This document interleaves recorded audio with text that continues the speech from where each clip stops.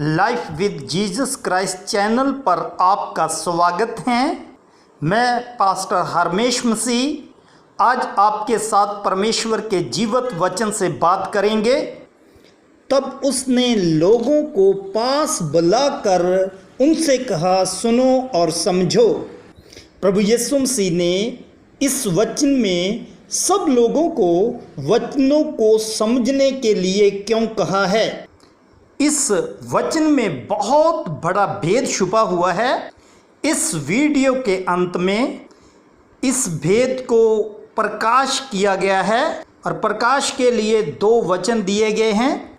उन वचनों को जब आप अपने जीवन में रखोगे तो आपके हालात बदल जाएंगे।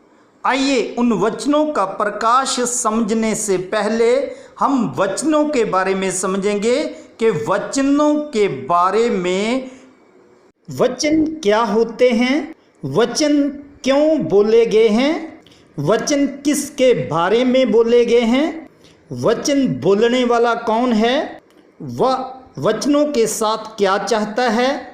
आइए इन तमाम बातों को हम परमेश्वर के वचन में से देखते हैं। भजन 138 और उसके दूसरा वचन, क्योंकि तूने अपने वचन को अपने बड़े नाम से अधिक महत्व दिया है।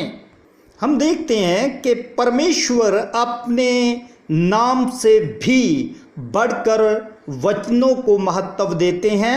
वचन परमेश्वर के मुख से निकले हुए शब्द हैं जो मनुष्य के लिए बोले गए हैं, क्योंकि मनुष्य परमेश्वर के स्वरूप के ऊपर बनाया गया है। परमेश्वर अपने वचनों के द्वारा मनुष्य को सिद्धता की ओर लेके जाना चाहता है। फिर जब प्रभु यीशु मसीह इस धरती के ऊपर आए तो प्रभु यीशु मसीह ने इन वचनों के बारे में क्या कहा। मरकस 13 उसका 31 वचन, आकाश और पृथ्वी टल जाएंगे, मेरी बातें कभी ना टलेगी। प्रभु यीशु मसीह ने वचनों के बारे में इतनी बड़ी बात क्यों कह दी?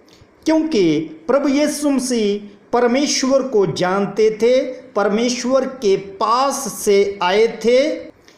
इसलिए प्रभु यीशु मसीह ने वचनों की तुलना आकाश और पृथ्वी से भी बढ़कर कर दी थी। पवित्र वचन जो आपके हाथों में है, इनमें लिखे गए सब वचन पवित्र आत्मा के द्वारा ही लिखवाए गए हैं। पवित्र आत्मा लिखवाने वाला है और पवित्र आत्मा ही मास्टर है, और पवित्र आत्मा की सहायता के बिना हम किसी भी वचन का अर्थ नहीं जान सकते। दूसरा तिमोथियस 3:16 में ऐसा लिखा है, संपूर्ण पवित्र शास्त्र परमेश्वर की प्रेरणा से रचा गया है और उपदेश और समझाने और सुधारने और धार्मिकता की शिक्षा के लिए लाभदायक हैं। अब हम तीनों वचनों से समझ सकते हैं कि परमेश्वर वचन को अपने नाम से बड़ा बताते हैं और प्रभु यीशु मसीह ने इन वचनों की तुलना आकाश और पृथ्वी के साथ कर दी है कि ये टल सकते हैं मगर वचन नहीं टल सकते। ये वचन स्थिर हैं और पवित्र आत्मा का रोल वचनों को लिखवाने के लिए और समझाने के लिए हैं।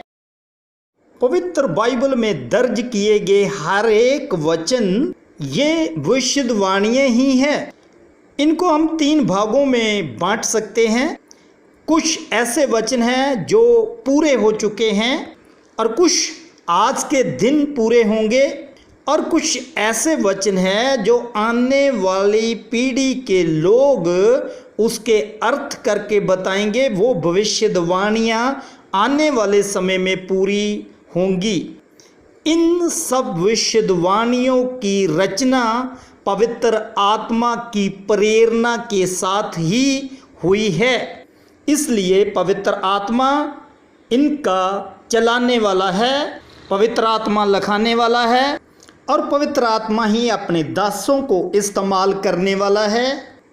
हम दूसरा पत्रस उसके पहले अध्याय का 21 वचन देखते हैं। क्योंकि कोई भी भविष्यवाणी मनुष्य की इच्छा से कभी नहीं हुई, पर भगत जन पवित्र आत्मा के द्वारा उभारे जाकर परमेश्वर की ओर से बोलते थे। ये वचन उन लोगों के बारे में बताता है जिनकी भविष्यवाणियाँ पवित्र बाइबल में दर्ज की गई हैं। अब हम यशाया 40 उसका 8 वचन देखते हैं। घास तो सूख जाती और फूल मुरझा जाते हैं, परंतु हमारे परमेश्वर का वचन सदैव अटल रहेगा। यशाया ने परमेश्वर को वचन को अटल बताया, भाव जो टलता नहीं, काम करता है। यशाया 55 और उसका 11 वचन इस बात की गारंटी भी दे रहा है। उसी प्रकार से मेरा वचन भी होगा जो मेरे मुख से निकलता है, वह व्यर्थ ठहर कर मेरे पास ना लौटेगा, परंतु जो मेरी इच्छा है उसे वह पूरा करेगा, और जिस काम के लिए मैंने उसको भेजा है उससे वह सफल करेगा। अब आप परमेश्वर के बारे में जान ही चुके होंगे कि परमेश्वर ने इस वचन में क्या गारंटी दी है कि जो वचन परमेश्वर के मुख से निकला है वो हमारे ही लिए निकला है, और परमेश्वर ये कहता है कि मैं उस वचनों को पूरा करूँगा।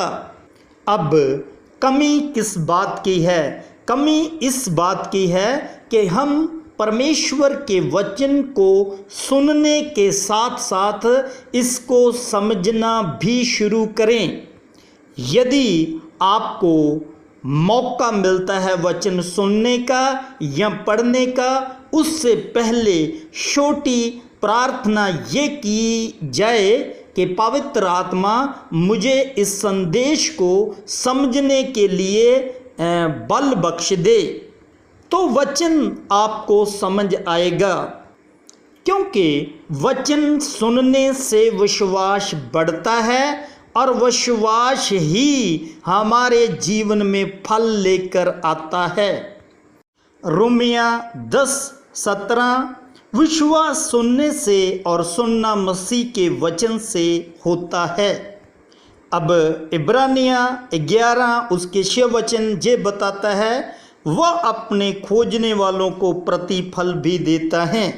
यदि आप परमेश्वर के वचन के द्वारा फलवंत होना चाहते हैं तो जो बात वीडियो के शुरू में बताई गई थी वो वचन आपके साथ मैं बांटना चाहता हूँ, क्योंकि हर एक व्यक्ति की ये इच्छा होती है कि वचन सुने, संगति करें और वचन सुनने से उसको आशीष मिले।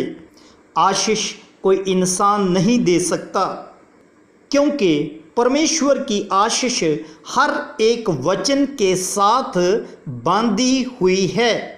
यदि हम वचन को सुनते हैं और समझते हैं, वो आशीष हमारे ऊपर ठहर जाती है।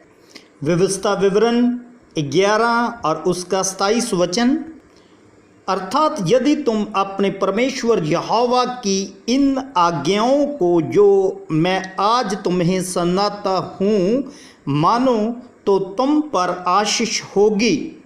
जो वचन आपको समझ आ गया और उसको जब आप मानना शुरू करते हैं तो परमेश्वर की आशीष आपके ऊपर ठहरती है। नंबर 2 दूसरा वचन, भजन संहिता 107 और उसका 20 वचन, वह अपना वचन के द्वारा उनको चंगा करता है और जिस गड्ढे में वे पड़े हैं उससे निकालता है। दूसरी बात, मनुष्य को चंगाई की ज़रूरत होती है जब आप उसके वचन को सुनते और समझते हैं तो वो अपने वचन के द्वारा चंगा करता है। मैं आशा करता हूँ इन 2 वचनों के साथ आपको ज़रूर परमेश्वर की आशीष मिलेगी और आज के बाद आप तमाम वचनों को समझना शुरू करें और परमेश्वर से बुद्धि मांगें और वो आपको ऊंचे स्थानों पर ले जाएगा। आमीन।